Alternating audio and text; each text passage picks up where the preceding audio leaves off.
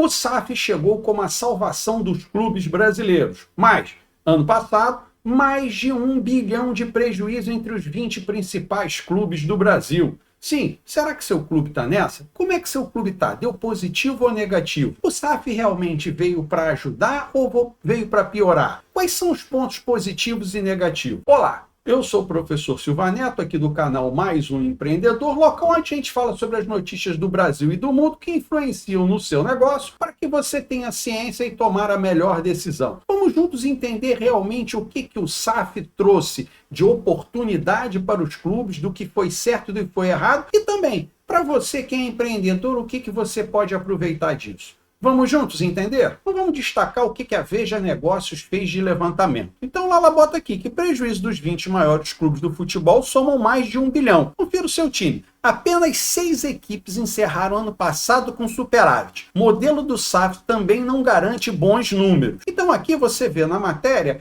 já essa discrepância. Dos 20 clubes, apenas 6 foram positivos.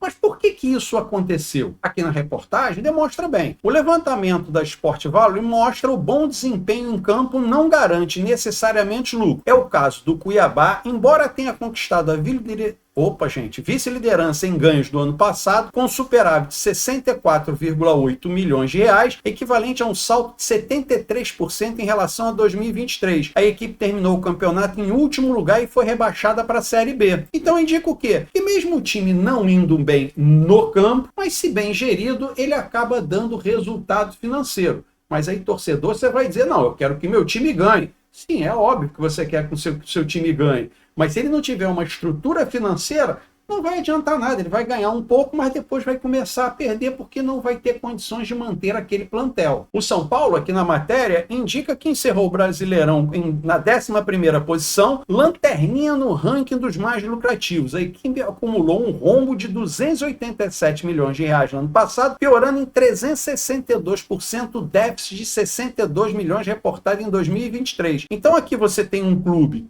grande, o São Paulo, terminou na 11ª posição, ou seja, ficou ali numa classificação média, mas a gerência financeira foi muito ruim, afundou em mais 362% de prejuízo. E se você faz essa comparação nas grandes maiores torcidas do país, também não é sinônimo de bons resultados financeiros, casos do Flamengo e do Corinthians. Os campeões nesse quesito, o rubro-negro carioca reportou um déficit de 700 mil reais no ano passado, ante um superávit de 319 milhões em 2023. Já o Timão amargou 181 milhões de reais de perda, revertendo um saldo positivo de 1.200.000 no ano retrasado. Então aqui você vê também o seguinte, não adianta o clube ter só torcida. Vê o Flamengo e Corinthians, as duas maiores torcidas. O Flamengo apresentou um déficit, tudo bem, pequeno, 700 mil reais pelo tamanho do clube, mas ele tinha um saldo positivo. A mesma coisa foi o Corinthians, que amargou 181 milhões de prejuízo quando tinha um saldo positivo no ano anterior. Então não é só torcida, não é só clube, é acima de tudo gestão. Os clubes precisam ter gestão financeira para poder, sim, ter superávit e serem cada vez mais melhores competitivos. E a reportagem traz a relação dos clubes. Como ficou? Se o clube melhorou entre 2023 e 2024. Vamos pegar alguns aqui, ó. O Palmeiras. O Palmeiras teve um lucro, passou de 8,5 milhões para 198 milhões. Ou seja, o Palmeiras foi muito bem positivo nisso aqui. O Atlético Mineiro teve um lucro de 111 milhões e não informou em 2024. Mas a gente sabe que houve um grande prejuízo no Atlético Mineiro. O Grêmio melhorou de 28 milhões negativo para 43 milhões positivo. Fluminense, que é o meu time, piorou. Tinha uma lucratividade de 78 milhões e agora apresentou um saldo positivo só de 0,1. Precisa melhorar a nossa gestão ali, principalmente na área financeira. O Flamengo saiu de 319 milhões positivo para 0,7 negativo. O Ceará aumentou o prejuízo de 0,8 para 5,7. O Internacional também teve uma queda muito grande. Então, vários clubes aqui, como diz no início da reportagem, apenas 6 clubes conseguiram ser positivos. Agora vamos ver quais são os pontos positivos e negativos do SAF. Eu destaquei 5 principais problemas que os clubes devem olhar para simplesmente ter uma boa gestão junto ao SAF. Um dos pontos principais era o endividamento muito grande que os clubes tinham antes da implementação do SAF. E o que ocorreu? O valor do investidor, quando entrou, transformou o clube em SAF, entrou dinheiro, simplesmente foi usado apenas para abater as dívidas e não para melhorar a gestão e não para melhorar a composição do clube como um todo. E com isso a gente vai no segundo ponto, que é a questão da gestão amadora. Muitos clubes ainda têm uma gestão amadora. Simplesmente aqueles dirigentes que eram do clube, quando se transformou em SAF, continuou fazendo a gestão do clube. Então não adiantou, não profissionalizou. Então você tinha aquele problema anterior, ele simplesmente prolongou, você apenas transformou um clube em SAF, mas não mudou a gestão, não qualificou a gestão, não trouxe gente competente para atuar em cada área. E aí, obviamente, aquilo que estava ruim, fatalmente vai continuar ruim. Não é porque você colocou o dinheiro em alguma coisa, é que ela vai melhorar instantaneamente. Não, você tem que mudar aquela estrutura, você tem que melhorar a estrutura como um todo. Obviamente, um negócio mal estruturado não pode ir muito à frente. Então, nenhum desses clubes, ou falo a grande maioria, não tem um plano longínquo, não tem um plano de negócio, não tem um plano de propósito, não tem um plano de metas, não tem, às vezes, nem um plano de marketing. Ora, qual é a chance disso dar certo? A chance é muito baixa. Além do que, não há uma revisão ali quanto à questão de receitas.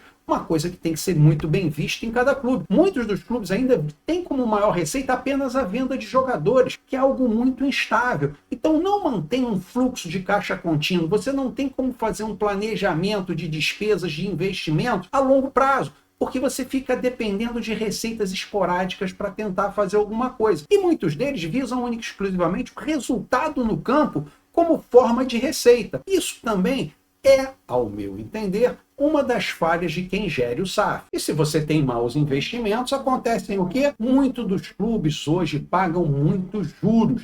Sim, face ao déficit deles de longo prazo, acumula a dívida, então você acaba pagando muitos juros. E se você não tiver uma pessoa qualificada para tentar remover esse problema, fazer um ajuste econômico no clube, principalmente na área financeira, voltada a essa questão de pagamentos de juros, saber estruturar a dívida, você acaba tendo problemas recorrentes. Então, você nada e acaba morrendo afogado na praia. É uma situação ruim e muitos clubes hoje passam por isso. E fechando o pacote dos problemas é a questão da regulamentação e da fiscalização. Muitos clubes simplesmente se transformam em SAF para fugir, às vezes, de fiscalização do próprio torcedor, dos próprios associados, e aí acaba sendo uma oportunidade de fazer alguns negócios que, vamos dizer assim, chamados escusos, não muito cristalinos, às vezes aquelas coisas feitas por debaixo do pano, o que ocasiona, muito certamente, mais e mais prejuízo para o clube. E é óbvio que não adianta a gente só falar o que é ruim, a gente também tem que indicar aquilo que deve ser solucionável.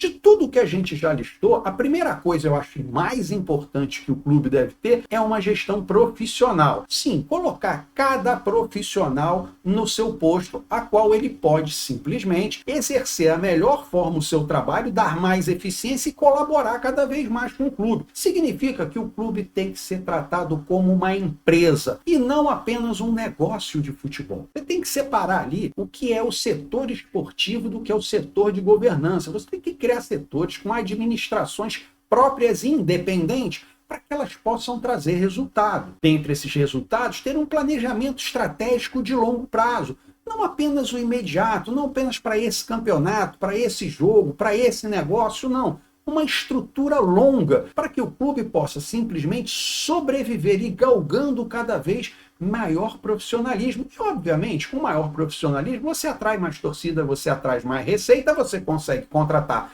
melhores jogadores e você vai ter o reflexo em campo, fatalmente com bons resultados. E com uma empresa assim bem estruturada, sim, o clube sendo uma empresa, você vai ter uma boa administração, principalmente da sua base, aquela formação de jogadores, você vai ter você vai ter uma boa infraestrutura, você vai ter um bom CT, você vai ter boa equipe, principalmente também de base, que vai valorizar. É aquele investimento que você faz e colhe ali na frente, mas é um investimento programado, é um investimento estruturado, ele tem muito mais chance de dar certo. E o reflexo disso é que você acaba atraindo até mais investidores, então mais capital acaba entrando, você estrutura melhor financeiramente o seu negócio, e a chance dele progredir e dar certo é muito maior. O exemplo que eu gosto de dar é aqui de onde eu moro, no Rio de Janeiro, o Botafogo. Em 2022, o Botafogo simplesmente se reestruturou, foi comprado, foi organizado E hoje, aí, 2, 3 anos depois, começou a apresentar resultados positivos atrás de resultados positivos. Um clube que não ganhava nada há mais de década e hoje a sua torcida sente orgulho novamente. Passou por problemas, sim, estava afundado em dívidas, cheio de problemas, mas estruturou minimamente de forma profissional a sua equipe e aí conseguiu o quê? Bons resultados. Exatamente isso que eu falo. E por final, a gente pode concluir o quê? O SAF é bom ou ruim? Olha, ao meu entender, o SAF é bom. É uma ferramenta positiva que transforma o clube numa empresa. Porém, como toda ferramenta, ela precisa ser bem utilizada. Se ela for utilizada de forma correta, de forma empresarial, tem a grande possibilidade de progredir. Porém, se ela for usada como uma forma mais escusa, apenas para maquiar e se fazer negócios ali por debaixo do pano, ela simplesmente acaba de destruir o clube, como está acontecendo com vários clubes. Tanto que dos 20 maiores, apenas 6 apresentaram saldo positivo. E aí se tornou 1 bilhão de prejuízo. Olha a perda que nós tivemos junto ao futebol, que deveria dar lucro.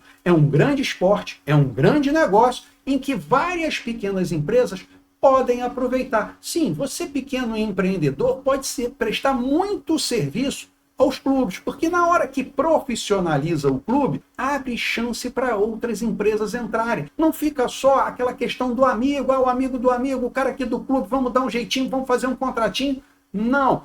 Aumenta a eficiência, você como um bom prestador de serviço, você como um bom fornecedor de produto, tem a chance aberta para participar desse negócio que gira bilhões no mercado, ok? Então, se você gostou desse tipo de vídeo, coloca o dedo no like para mim, por favor. Se você acha que um amigo seu precisa dessa informação, compartilha com ele, que eu ficaria muito grato. Querendo fazer um comentário, uma crítica, ou até mesmo dar uma sugestão, coloca aqui embaixo que eu vou ter um imenso prazer de lhe responder. E desejando, se inscreva no canal para que nos possamos ver nos próximos vídeos. Fique com Deus.